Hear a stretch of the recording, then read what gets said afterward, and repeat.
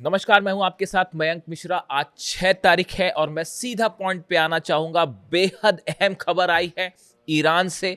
बताया ये जा रहा है कि ईरान के सुप्रीम लीडर मुज्तबा खामनेई साहब ने एक बहुत बड़ा ऐलान कर दिया है और ये ऐलान है ईरान के न्यूक्लियर प्रोग्राम को लेकर।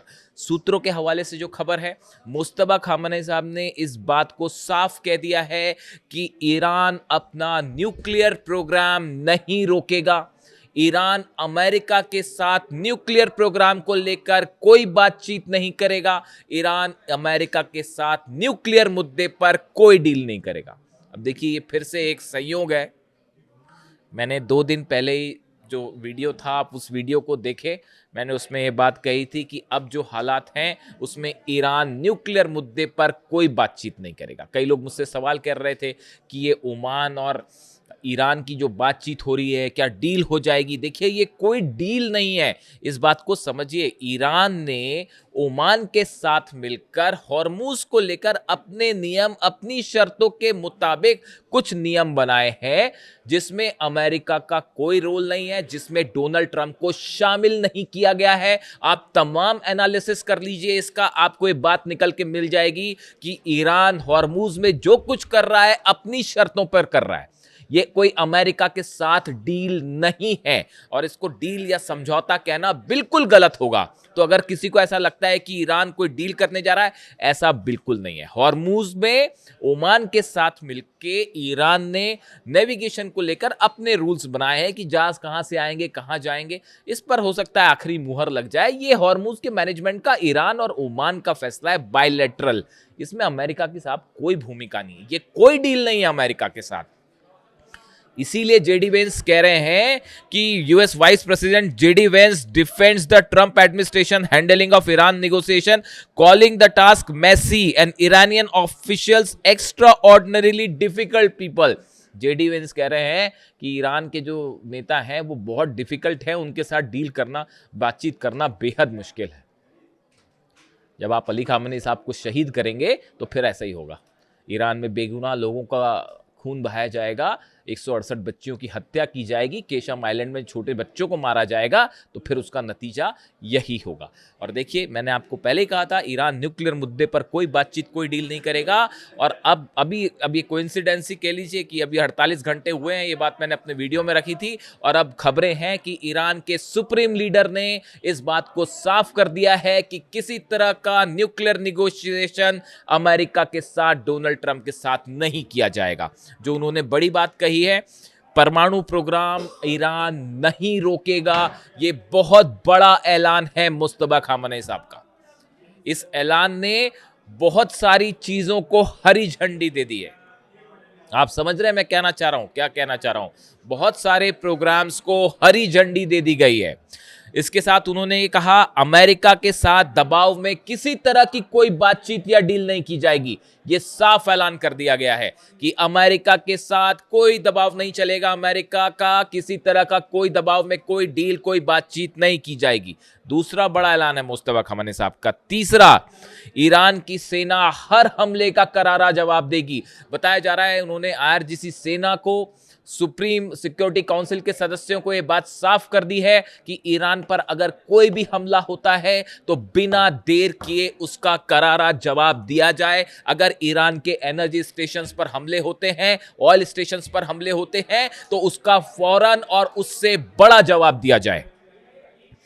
इसके साथ ही जो मेरे पास सोर्सेज हैं उसके मुताबिक ये खबरें हैं कि ईरान के डिफेंस इंडस्ट्री से जुड़े जितनी उद्योग हैं, खास तौर पर जो हथियार बना रहे हैं, मिसाइल्स बना रहे हैं, ड्रोन्स बना रहे हैं, एम्यूनिशन बना रहे हैं, इनका प्रोडक्शन तेजी से आगे बढ़ाने के आदेश दे दिए गए हैं।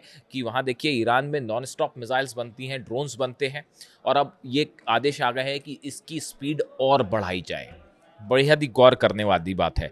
उन्होंने ये भी साफ कर दिया है कि ईरान का हर फैसला वो होगा जो ईरान की जनता चाहेगी और ईरान के इंटरेस्ट में होगा, ईरान के हित में होगा।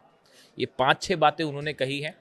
ये एक एग्रेसिव स्टैंड बताता है ईरान का, और खासकर न्यूक्लियर प्रोग्राम को लेकर ये कहना कि ईरान न्यूक्लियर मुद्दे पर कोई बातचीत नहीं करेगा, ये वही स्टैंड है जो कासिम सुलेमानी साहब का था, ये वही स्टैंड है जो अली खामेनी साहब का था, और उसी स्टैंड पर अब मुस्तफा खामेनी आगे बढ़ रहे हैं, बल्कि शायद एक कदम। इसका मतलब जो है, देखिए इसीलिए मैंने अपना थंब दिया है कि अब ट्रंप देखेगा ईरान का एटम बम।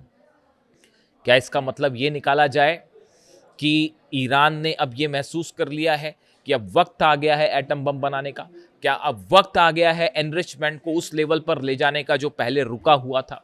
देखिए, अली खामेनी साहब ने न्यूक्लियर बॉम्ब नहीं बनाया, वो हमेशा इस बात को कहते रहे कि हम ऐसा कोई हथियार नहीं बनाएंगे, तो उनको हमला करके आपने शहीद कर दिया।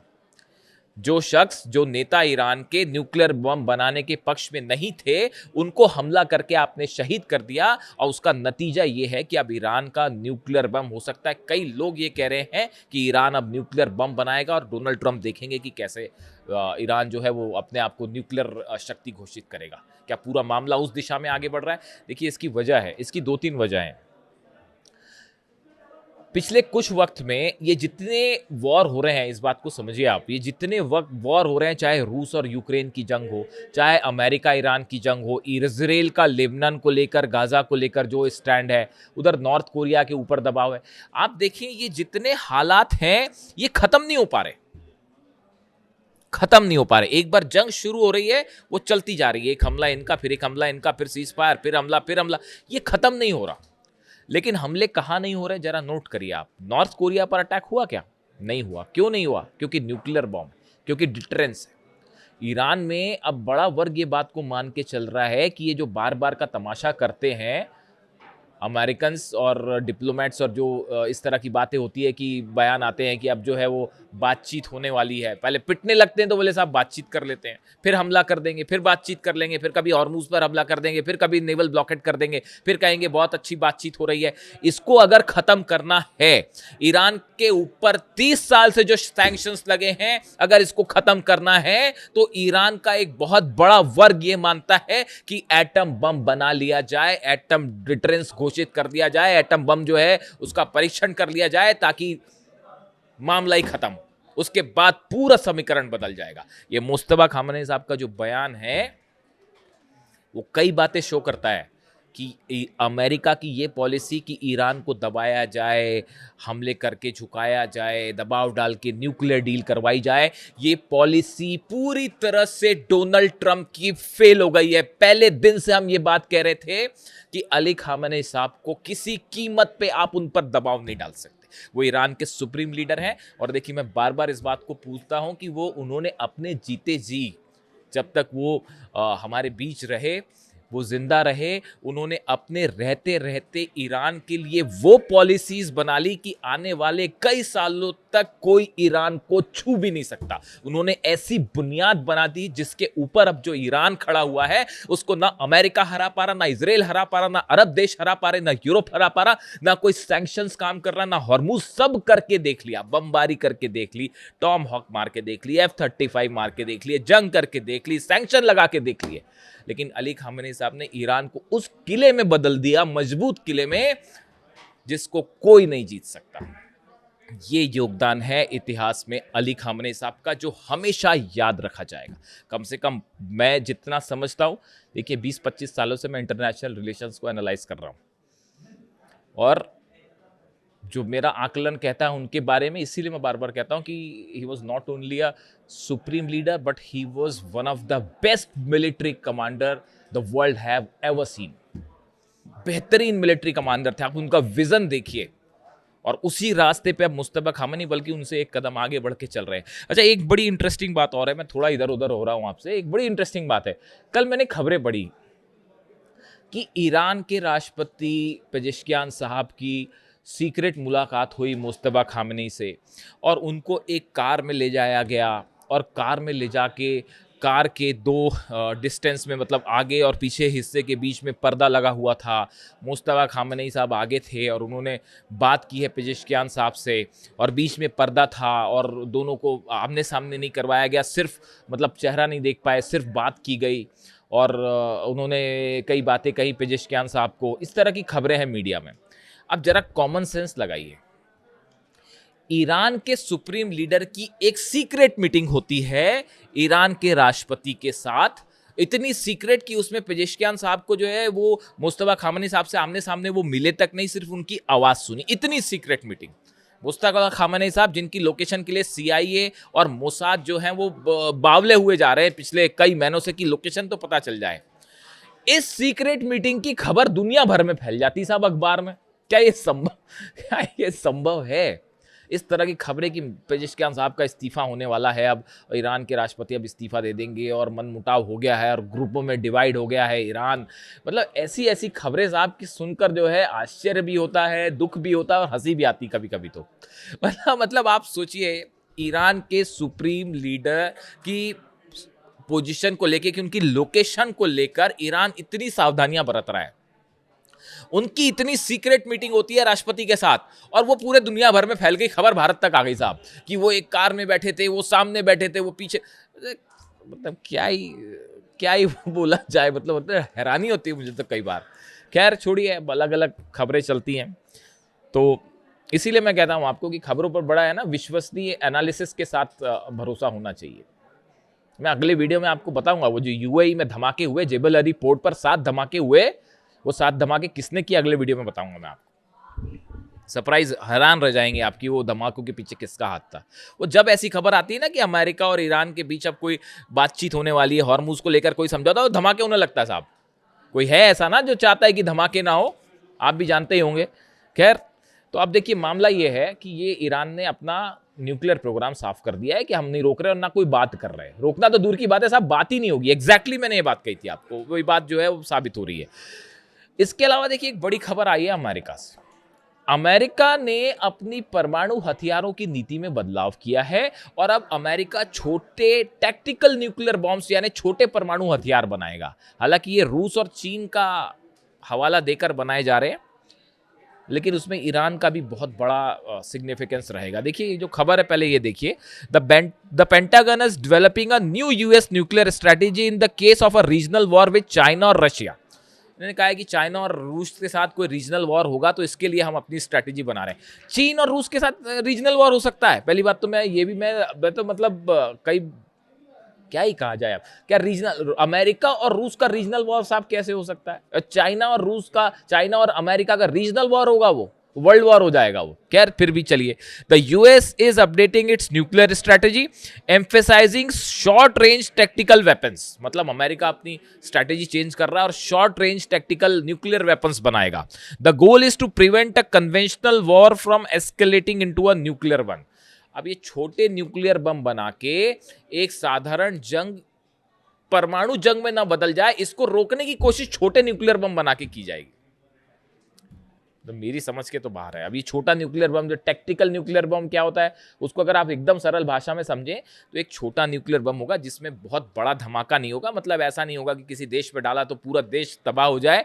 एक छोटे लिमिटेड हिस्से में न्यूक्लियर बम से धमाका होगा और इसमें यूरेनियम का भी इस्तेमाल होता है बम में, और एक लिमिटेड एरिया में उसका रेडिएशन होगा। लेकिन साहब रेडिएशन तो होगा, समझ रहे हो आप?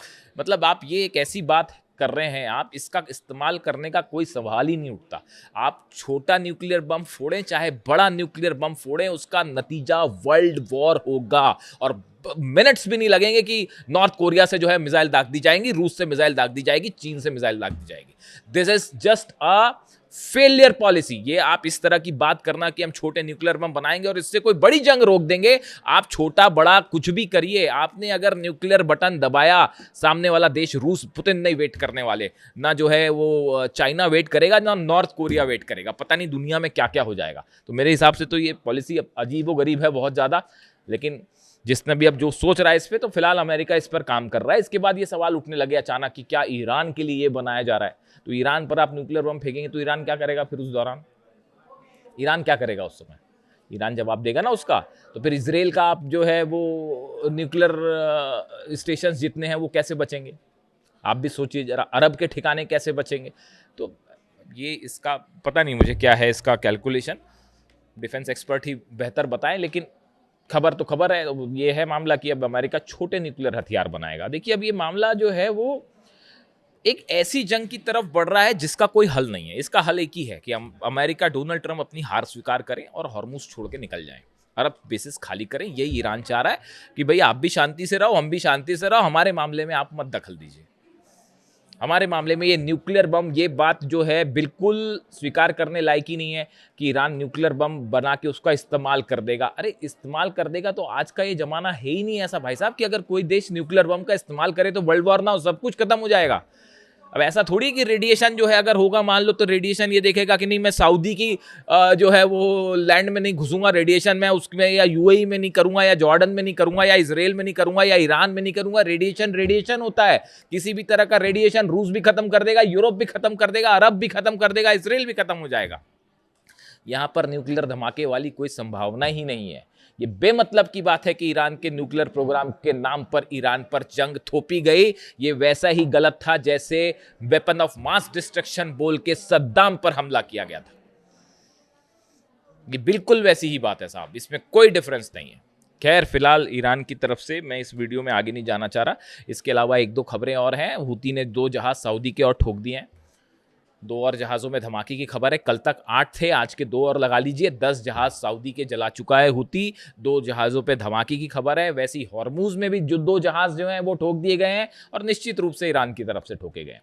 2 जहाज़ हॉर्मुज में जले हैं, 2 लाल सागर में जले हैं, 2 सऊदी के जहाज़ हैं, 2 ये जहाज़ हॉर्मुज में किसके जलाए गए हैं, जैसी जानकारी आएगी वो मैं आप तक पहुँचाऊँगा। और जो हूती की तरफ से कहा गया है tankers with ballistic missiles including Dessie in the Gulf of Aden and Wafa near Yanbu in the Red Sea, ये 2 जहाज़ों पर हमले हुए हैं। Saying the attacks are the part of maritime blockade campaign, ये हूती की तरफ से कहा जा रहा है। The group warned that the Saudi linked vessels would not be allowed to transit any key waterways until its demands are met. Houthi की तरफ से कहा गया जब तक हमारी शर्तें पूरी नहीं की जाती, हमारा जो ब्लॉकेड करके रखा है सऊदी ने खत्म नहीं किया जाएगा, तब तक हम ठोकते रहें। और इस बीच ईरान की तरफ से न्यूक्लियर पॉलिसी का बड़ा ऐलान, जो अब इस मामले को एक बड़े ऐसी जंग की तरफ धकेल रहा है जो बेहद खतरनाक हो सकती है। वीडियो कैसा लगा कमेंट करके ज़रूर बताइए। आपके हर कमेंट में पढ़ने की कोशिश करता हूँ। Thank you so much.